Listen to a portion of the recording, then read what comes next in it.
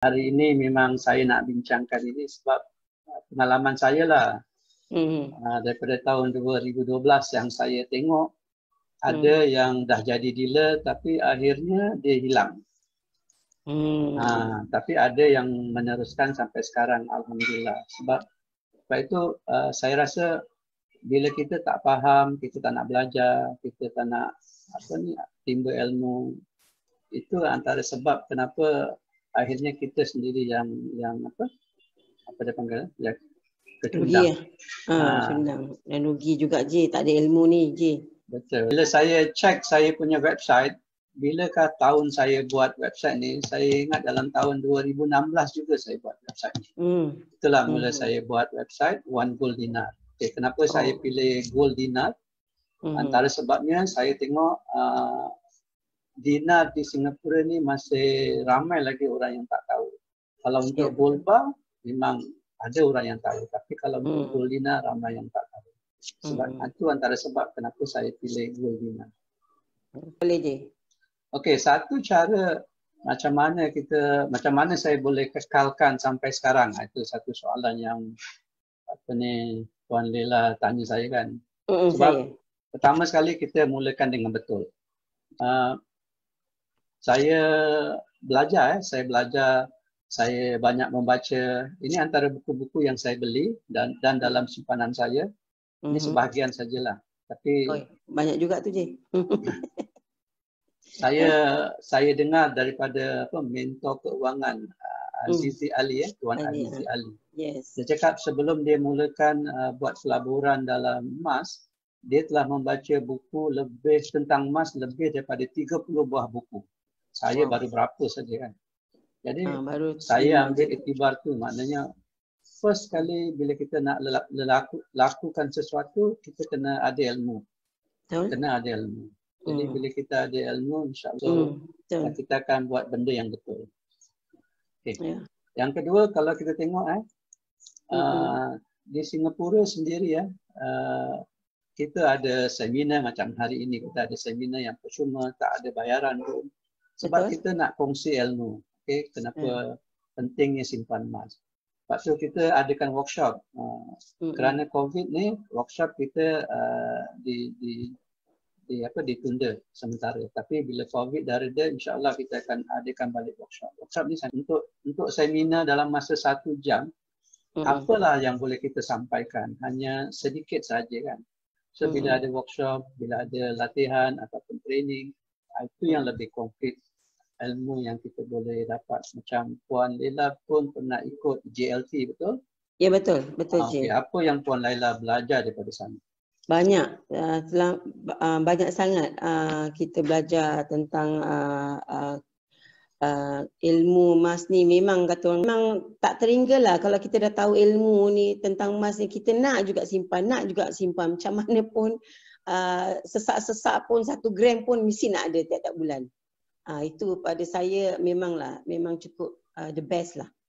Okay. Di Singapura sendiri sebenarnya kita ada grup. Ini grup Facebook group under Google Singapore. So kalau ada siapa-siapa yang belum join dengan grup ini, boleh join lah grup ini. So cara yang betul bila kita nak mulakan dengan pelaburan atau simpanan emas, beri masa kita 6 bulan untuk dapatkan ilmu yang sebanyak mungkin. Beri masa. Maknanya kita kena belajar, kena baca, kena fahamkan betul-betul. So baru kita punya mindset betul dan konkret lah ilmu kita. So apa saja yang datang pada orang-orang, kadang-kadang dalam masa kita nak buat ini macam-macam apa dipanggil, orang-orang yang mengajak perkara lain pula. So itu boleh memisungkan kita lah. Betul. Okay. Yang seterusnya kita kena belajar daripada mereka yang telah terbukti berjaya. Sebab tu kalau tengok Cik Faizal pun pernah cakap, carilah mentor yang betul-betul faham tentang emas yang dapat membimbing. Jadi alhamdulillah sekarang kita dah ada live ini macam, so ikutilah kita punya live setiap minggu, insya-Allah kita akan berikan semua ilmu-ilmu yang kita ada. Okay. Untuk dealer Boleh juga join. Saya memang galakkan supaya dealer-dealer Singapura join grup ini Public Gold Dealer Training. Facebook ni dibuat oleh Encik Syukur Hashim, kita punya kira mentor yang paling atas lah. Okey. So banyak ilmu-ilmu kita boleh dapat di grup ini So boleh ikutilah. Jadi supaya kita ni selalu sentiasa di charge lah. Kalau tidak nanti ini pun tak kena bayar juga kan Ji? Tak ada bayaran. Tak ada bayaran langsung, percuma juga. Okey, alhamdulillah. So saya percaya sekarang ni yang tuntun ada yang masih lagi sebagai customer bukan dealer Tapi walau bagaimanapun kita kena set kita punya mindset. Satu hari nanti kita cubalah jadi dealer. Sebab banyak benefit yang kita dapat bila kita jadi dealer. Bila kita jadi dealer, kita punya dealership adalah seumur hidup. So dia tak ada tarikh luput. Macam emas juga. Emas ni tak ada tarikh luput. Dealer pun sama. Tak ada tarikh luput. Betul. So setelah kita dah ada ilmu. At your own time. Yes, setelah kita dah ada ilmu, paling penting sekali take action. Apa yang kita telah kita pelajari, ambillah tindakan. Dia dalam pelaburan ataupun dalam simpanan, dia ada prinsip yang perlu kita lakukan. Tak kira sama ada kita investor atau kita saver. Prinsip dia dua perkara ni Simpan dahulu, belanja kemudian. Maknanya bila kita ada pendapatan, contoh bagi orang yang bekerja, bila dapat setiap bulan gaji, kita kena dahulukan simpanan kita. Selebihnya barulah kita belanja. Sebab kalau kita bilang cakap, okey tak apalah, nanti belanja dulu, bila ada lebih baru nak simpan, itu sampai bila-bila pun kita tak simpan. Betul. Tapi apa yang saya ini maksudkan, kata tak simpan lah tu maknanya. Apa yang saya maksudkan dengan simpan itu adalah simpan dalam bentuk emas. Sebab pernah tak selalu kalau di Public Gold dia punya term ni dia cakap sikit-sikit lama-lama jadi sikit. Pernah dengar tak? Sebab kalau kita simpan duit dalam bentuk duit, dia sikit-sikit lama-lama jadi sikit. Sebab bila simpan duit ada toyol. Toyol dia kita sendiri. Betul. Jadi asyik nak belanja je betul. Jadi kalau kita simpan dalam bentuk emas, itu baru betul. Sikit-sikit lama-lama jadi bukit. Betul. Itu betul. Jadi orang dulu sebenarnya bijak. Dia dah buat perumpamaan sikit-sikit lama-lama jadi bukit untuk emas, bukan untuk duit. Duit memang dia ada toyol. So prinsip yang kedua yang mesti ada untuk kita jadi gold saver yang berjaya, kita kena ada disiplin dan simpan secara konsisten setiap bulan. Itu memang kena ada disiplin, kena paksa diri. Sebab kalau kita mindset kita cakap macam mana aku nak simpan, nak belanja pun tak cukup, memang tak cukup lah. Memang tak akan simpan dalam bentuk emas. Kalau kita cekal hati, rasa nak simpan, maknanya kena ada disiplin. So simpanlah secara konsisten walaupun sedikit. Itu kena faham. Sebenarnya dalam Public Gold kita nak mulakan setiap bulan 1 gram pun boleh kan? Ya, betul. Jadi pada saya, sebab itu bila kita dah faham prinsip ni, kita senang buat simpanan emas. Okey, satu lagi. Dari mana saya ambil yang tadi tu yang prinsip, yang dua prinsip tu, maknanya simpan dulu, belanja kemudian dan konsisten, daripada buku inilah, The Richest Man in Babylon. Dia mensyurkan 1/10 dari pendapatan kita hendaklah disimpan. Tapi masa ini memang orang gunakan mata wang emas ni sebagai duit. Bukan macam kita, bukan duit kertas. Jadi memang itulah satu cara yang betul. Jadi inilah yang kita jadikan satu panduan. So kalau ada yang lihat Facebook Live ni nak baca bacalah buku ni. Banyak pengajaran kita boleh dapat dari buku ni. Okay. Yang keempat, fahami strategi emas. Okay. Kat sini saya tunjuk macam nanti mana kita sebelum Ji teruskan ni, betul. apa kena mengena tools yang ada kat dalam gambar ni, ada kena mengena dengan topik emas kita hari ni, Ji? Dia gini, untuk membina sebuah rumah mesti ada alat-alat ini, betul tak? Betul, ini betul, kira betul, alat betul. yang kecil. Kalau alat yang besar mungkin perlukan excavator lah, untuk bancuh simen. Jentera-jentera yang besar-besar lah. Mesti ada tools. Bila ada tools yang betul, kita boleh bina rumah yang betul lah, yang cantik lah. Yalah, yang cantik, sama yang juga kukuh, dengan kita. Untuk membina kekayaan, tools kita salah satu daripadanya adalah emas. Itu tools, Tapi bukanlah saya kata investment lain tu tak boleh. Itu pun antara tools yang lain.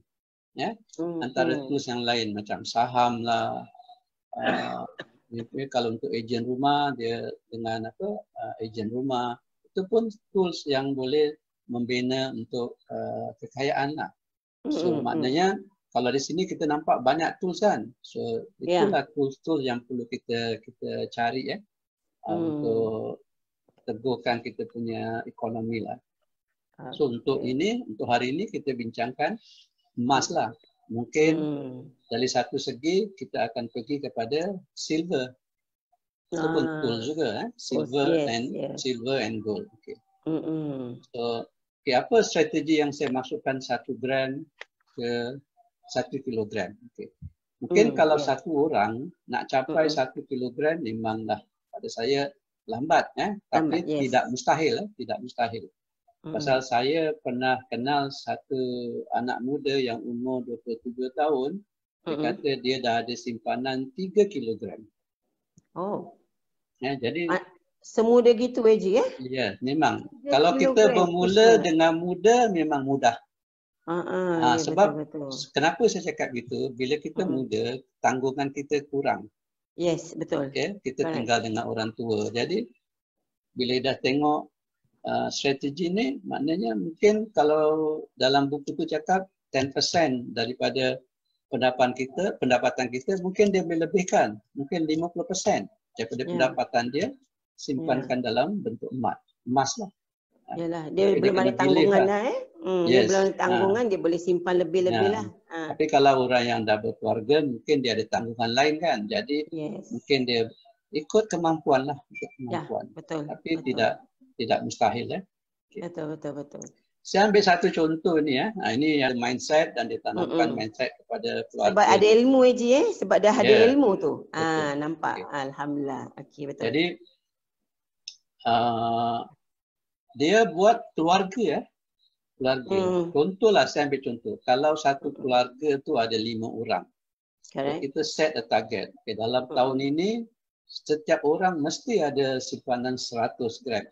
Maknanya 5 orang dah jadi 500 gram. 500, yes. Betul. Tahun lagi 2-3 tahun kita target lagi. Setiap orang mesti ada lagi 100 gram. Jadi akhirnya satu keluarga tu dah boleh dapat 1 kilogram.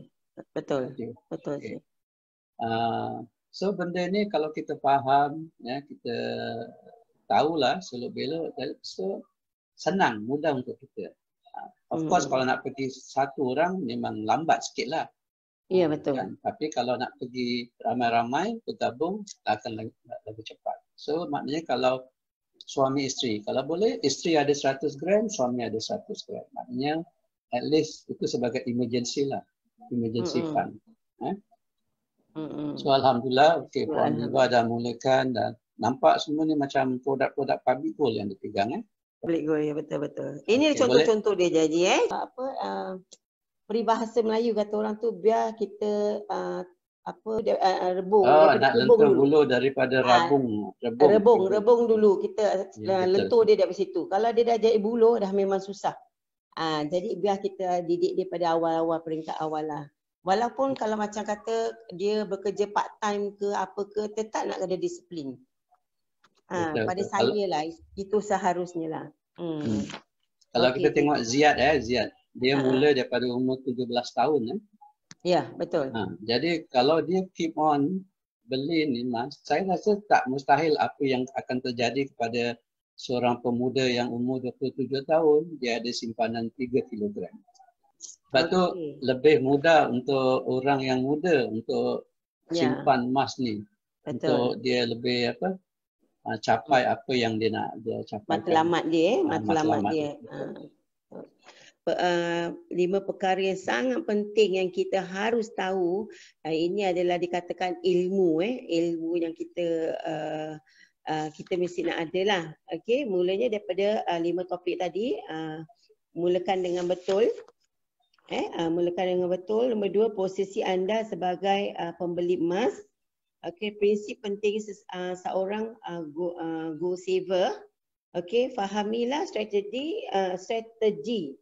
emas daripada 1 gram ke 1 kilogram dan kena pasti matlamat dan tujuan long term and short term. Betul tak Haji? Saya syorkan okey untuk permulaan. Tak tahu kalau tuan dah ada atau belum. Ini antara buku yang pertama saya baca. Menyingkap Rahsia Pelaburan Emas. Ini karangan Cik Syukur. Ini yang buku yang pertama saya baca. Saya nampak banyak ilmu yang diberikan di sini. Okey. Kalau nak beli, okey, harga dia 25 dengan penghantaran. Saya boleh post itu, tak ada masalah. Haji, betul tak? Okey, before kita wrap up, Haji ada sekata dua lagi nak cakap ke di FB ke? Before kita Boleh. Saya nak ucapkan terima kasih kepada penonton FB Live hari ini kerana telah sudi dengan seminar kita daripada awal hingga akhir. But not least, saya mengucapkan terima kasih banyak-banyak. Mohon maaf kalau ada tersalah kata ke yang mana yang tak happy dengan cara saya mengendalikannya. Saya betul-betul minta maaf. Tapi saya cuba yang sedaya upaya saya. Okey, terima kasih Tuan Haji. Sebelum saya akhir ini, saya ucapkan wabillahi taufiq wa hidayah. Assalamualaikum warahmatullahi taala wabarakatuh. Kita jumpa lagi minggu depan, insya-Allah. Amin. Waalaikumsalam warahmatullahi wabarakatuh. Terima kasih Ji, terima kasih banyak.